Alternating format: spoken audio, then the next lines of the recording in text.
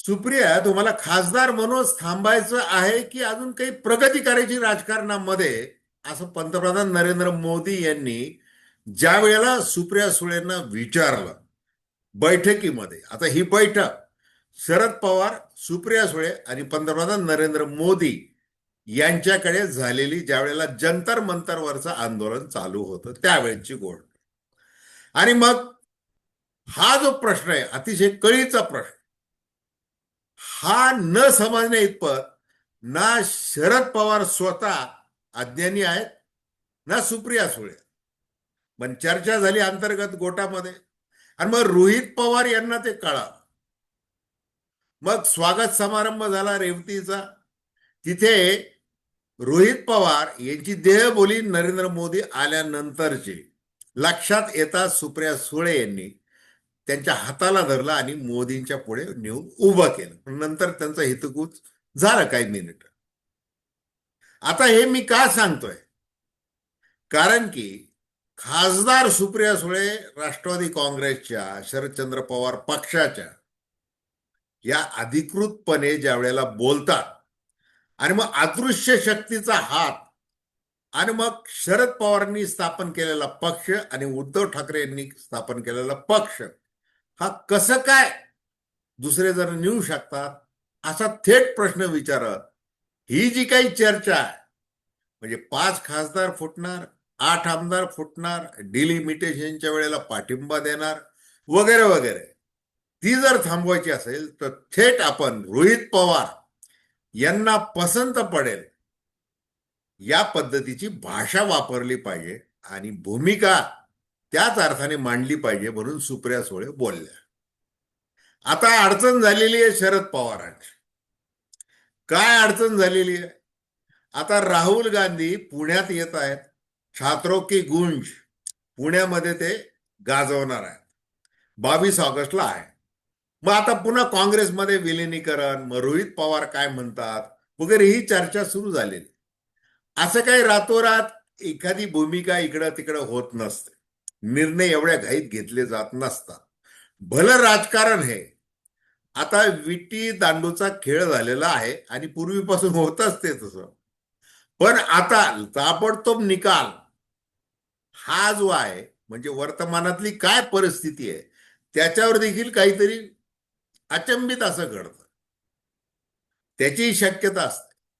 परंतु शरद पवारांसारखा दिग्गज राजकारणी घाईघाईने कोणते निर्णय घेत नाही.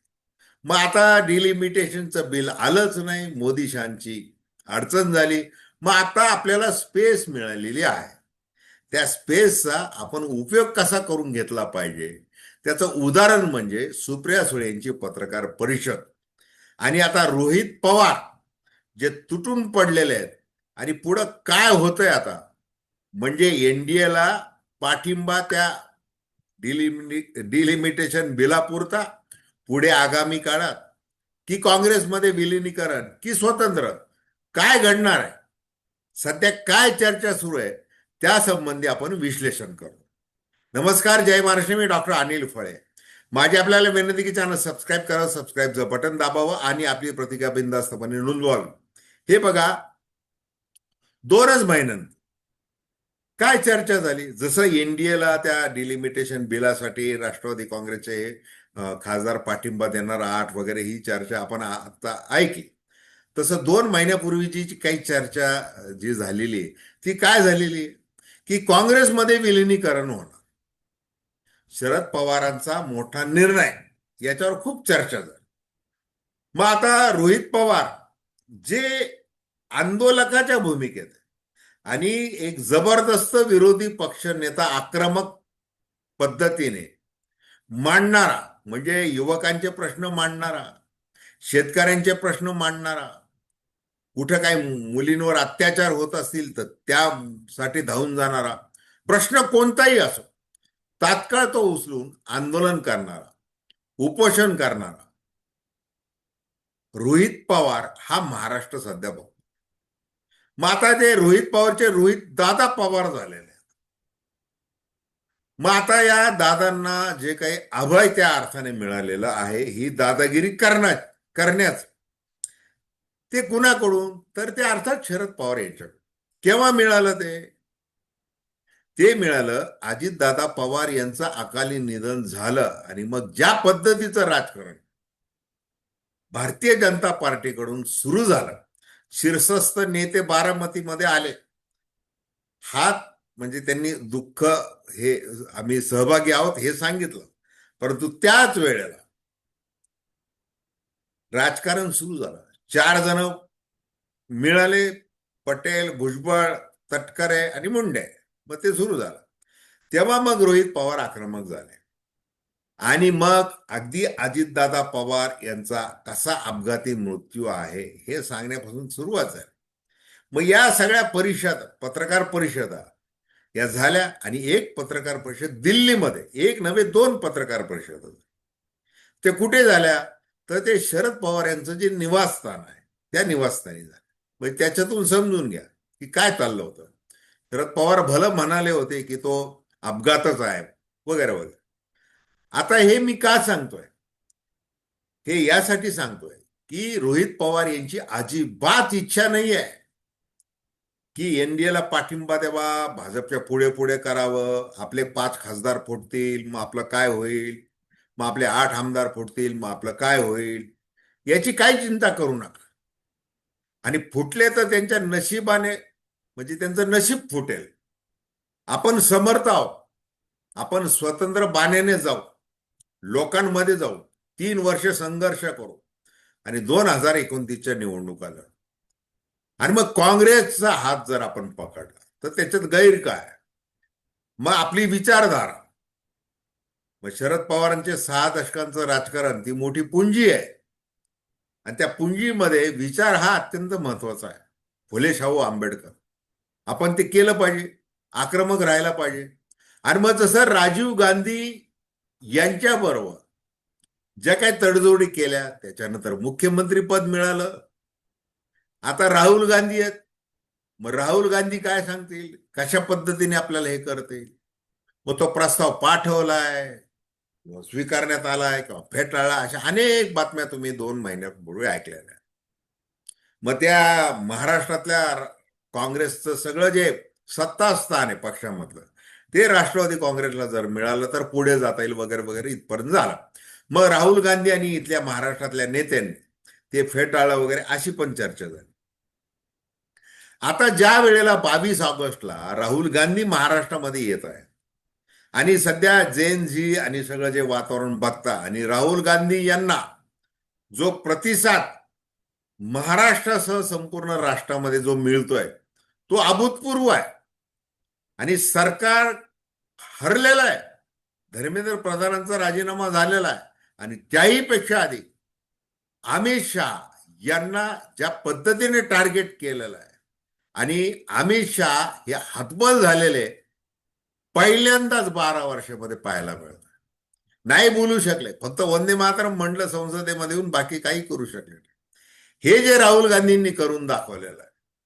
आणि मग अशा परिस्थितीमध्ये त्यांना मिळणारा प्रतिसाद, जनमानस, सोशल मीडियामध्ये ज्या काही प्रतिक्रिया येत आहेत त्यांना पाठिंब्याच्या, हे सगळं लक्षात घेता वारं कोणत्या दिशेने वाहत आहे हे रोहित पवार हे चाणक्यपणे ओळखून आहे.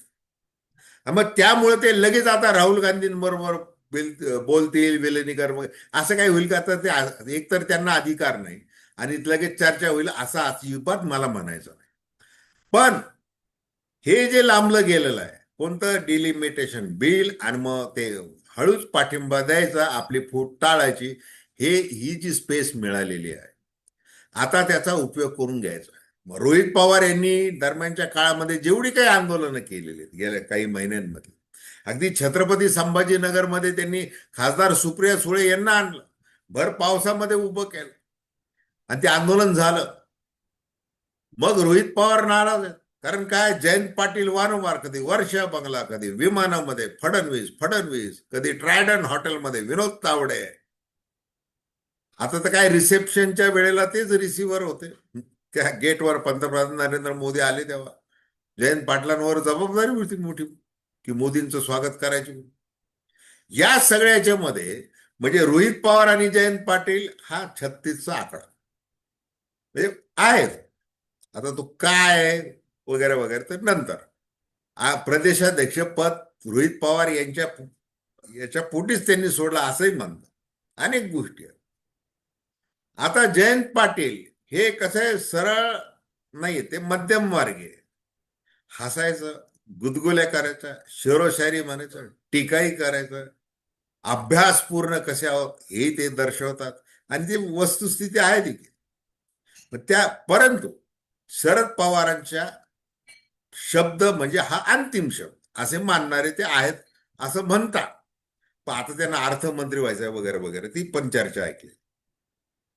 आता रोहित पवार ज्या वेळेला म्हणतात की मला अजून 30 वर्ष करायचंय राजकारण, महाराष्ट्रामध्ये असा सध्या विरोधी पक्ष आहे की नाही असं लोक विचारतात. म्हणजे महाविकास आघाडीची जी अवस्था आहे ती लक्षात घेता. आता नाही तर नाही दिलं त्या भास्कर जाधवांना शिवसेनेच्या विरोधी पक्षनेते, इथपासून अशी गलित गात्र अशी अवस्था. त्यावेळेला आपण सगळेच आंदोलन महाविकास आघाडी म्हणून केली पाहिजे. एक मोठा एकजूट दाखवली पाहिजे, तसा पर्याय उभा केला पाहिजे, तरच काय मिळणार आहे.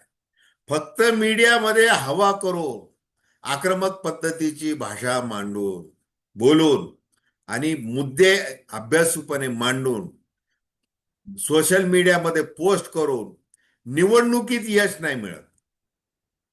यश कसं मिळवायचं असतं ते भारतीय जनता पार्टीकडून शिकलं पाहिजे. कसं काम केलं पाहिजे, बूथ बूथ बांधला पाहिजे, बूथ लेवलचा माणूस तयार केला पाहिजे. 1 बूथ 10 युथ कसं केलं पाहिजे आणि कसा लढा दिला पाहिजे. हे पक्ष नाही, महाविकास आघाडीतच जर असं ताळमेळ नाही तर मग आता आपल्याला आक्रमक व्हावं लागेल. आपल्याला तो चेहरा व्हावा लागेल विरोधी पक्ष नेता, आणि ती तयारी रोहित पवार यांनी केली. आता त्यांना चान्स मिळालेला आहे. आता ह्या महिन्यामध्ये पुढच्या कसं चित्र बदलत आहे, विशेष अधिवेशन दिल्लीला होत आहे का की होत नाही, ह्या सगळ्या गोष्टी बघून राष्ट्रवादी काँग्रेस शरदचंद्र पवार ही आता पुन्हा एकदा अदृश्य शक्तीच्या विरोधात उभी राहिलेली आहे असं तरी चित्र आहे.